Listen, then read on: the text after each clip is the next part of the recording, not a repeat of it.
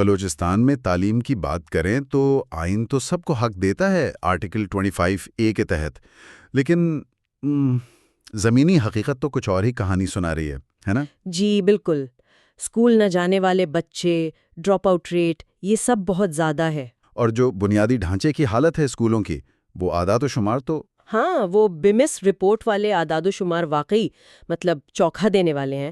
آپ سوچیں، 15,000 سے زیادہ اسکول ہیں کل، اور ان میں سے 70% سے زائد میں پینے کا صاف پانی تک نہیں۔ 70%؟ اور بیت الخلا؟ تقریباً 57% میں وہ بھی نہیں ہے۔ چار دیواری 50% سے زیادہ میں نہیں۔ بجلی وہ تو تقریباً 80% میں غائب ہے۔ 80%؟ اور یہ بات کہ آدھے سے زیادہ اسکول صرف ایک استاد کے سہارے ہیں؟ جی 58%، اور 14% تو وہ ہیں جن کے سر پر چھت بھی نہیں۔ حالت کافی تشویشناک ہے۔ واقعی۔ اچھا، تو اسی سنگین صورتحال کو دیکھتے ہوئے محکمہ تعلیم نے یہ اسکول ڈیولپمنٹ پلان یعنی SDP متعارف کرایا ہے، اس پر تھوڑی بات کرتے ہیں۔ جی، یہ SDP جو ہے نا، یہ ایک طرح کا روڈ میپ ہے۔ مقصد صرف یہ نہیں کہ ٹوٹی پھوٹی عمارتیں ٹھیک ہو جائیں۔ اچھا، تو پھر کیا ہے اصل مقصد؟ اصل مقصد ہے طلباء کی کارکردگی بہتر کرنا، اسکول میں سیکھنے کا ایک اچھا مثبت ماحول بنانا، اور یہ یقینی بنانا کہ ہر بچہ اسکول آ سکے۔ اور اس میں سنا ہے صرف محکمہ شامل نہیں بلکہ بالکل، یہی تو اس کی خاص بات ہے۔ اس میں اساتذہ، طلباء، والدین، کمیونٹی سب کو شامل کیا گیا ہے۔ یہ دلچسپ ہے۔ اچھا، پلان میں دو طرح کے ماحول کی بات ہوئی ہے، طبعی اور سیکھنے کا، لیکن زور زیادہ تقریباً 70% سیکھنے کے ماحول پر ہے۔ یہ تھوڑا حیران کن نہیں، خاص کر جب سہولیات ہی نہیں ہیں؟ ہاں، یہ ایک اہم نقطہ ہے۔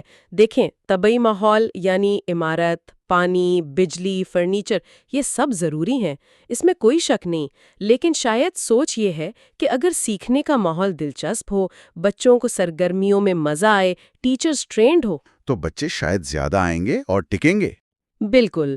چاہے فوری طور پر بلڈنگ بہترین نہ بھی ہو، ایک اچھا تعلیمی ماحول زیادہ فرق ڈال سکتا ہے۔ اس میں لرننگ کارنرز بنانا، بچوں کے لیے ایکٹیویٹیز، یہ سب شامل ہیں۔ ٹھیک۔ اور یہ جو آپ نے کہا کہ سب شامل ہیں، والدین، کمیونٹی، بچے، یہ کیسے ہوتا ہے؟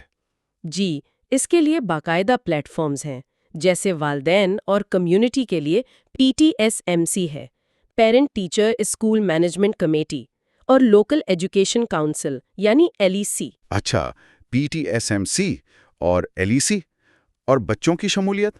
اس کے لیے چیمپئنز کلب بنائے گئے ہیں۔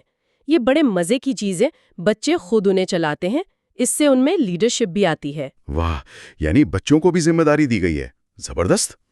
تو یہ پورا منصوبہ لاگو کیسے ہوتا ہے؟ اس کے کچھ مراحل ہوں گے؟ جی ہاں، اس کے 8 بنیادی مراحل ہیں۔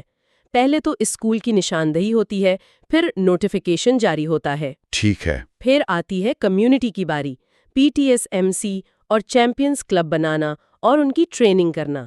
اس کے بعد اسکول خود اپنی جانچ پڑتال کرتا ہے، جسے SSA کہتے ہیں، اسکول سیلف اسیسمنٹ۔ یعنی وہ خود دیکھتے ہیں کہ کہاں کمی ہے؟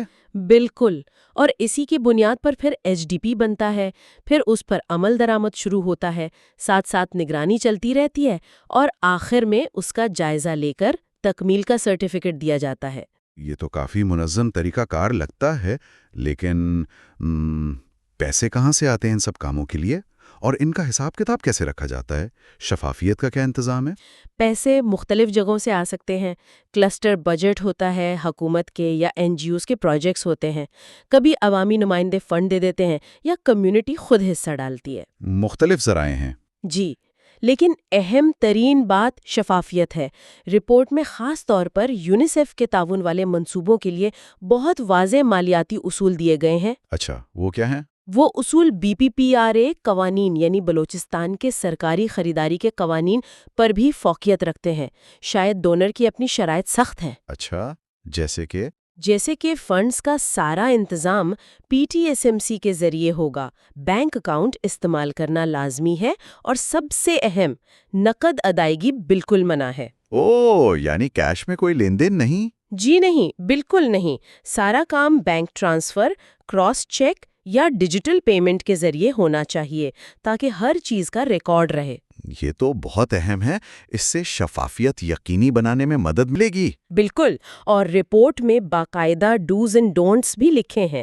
مثلاً خریداری صرف کمیٹی کرے گی، کیش نہیں دینا، بغیر رسید کے کچھ نہیں خریدنا، یہ سب احتساب کے لیے ہے۔ تو خلاصہ یہ ہوا کہ یہ ایس ڈی پی صرف اسکولوں کی دیواریں اور چھتیں ٹھیک کرنے کا منصوبہ نہیں ہے، یہ تو ایک پوری کوشش ہے نظام کو بدلنے کی نچلی سطح سے۔ جی، جس میں کمیونٹی، والدین اور خود بچوں کو مرکزی حیثیت دی گئی ہے، اور ساتھ ہی مالی معاملات میں شفافیت پر بہت زیادہ زور ہے۔ صحیح۔ اور یہ سب کچھ ہمیں ایک اہم سوال کی طرف لے جاتا ہے۔ وہ کیا؟ یہی کہ کمیونٹی یعنی P T S M C اور بچوں یعنی چیمپئنز کلب کی یہ جو گہری شمولیت ہے، اور ساتھ میں یہ سخت مالیاتی قوانین، کیا یہ سب مل کر بلوچستان میں اسکولوں کی گورننس اور جواب دہی میں ایک پائیدار ثقافتی تبدیلی لا سکتے ہیں؟